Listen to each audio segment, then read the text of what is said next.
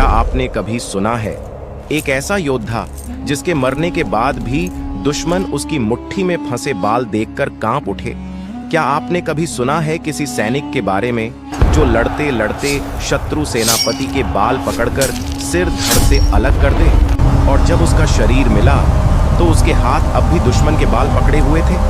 मैं वही सैनिक हूं, बाजीराव पेशवा की सेना का भीमकाय योद्धा बाजी पासलकर।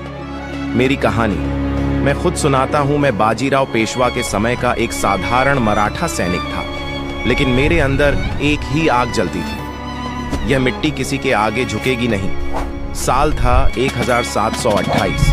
जगह थी पलखेड़ के पास, जहां निजाम की विशाल सेना हमारे सामने खड़ी थी। गिनती की बात करूं तो हम 1 और वो 10, लेकिन साहस वो हमारे पास ज्यादा था। जंग की रात हमने मशालें बुझा दी। हवा में रक्त की गंध थी, दुश्मन की तलवारें चमक रही थीं, और मेरे कानों में मेरे सरदारों की एक ही आवाज गूंज रही थी, मराठा कभी घाबरत नाही, मराठा कभी डरता नहीं। अंतिम लड़ाई शुरू हुई।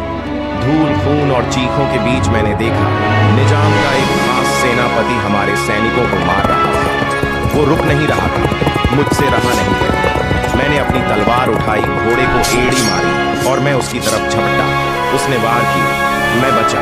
मैंने वार की, वह बचा।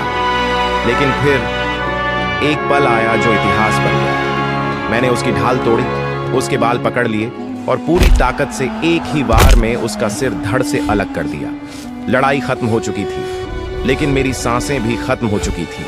मैं गिर पड़ा, और जब साथियों ने मेरा शरीर उठाया, मेरी मुट्ठी अभी भी उस दुश्मन के बालों को पकड़े हुए थी।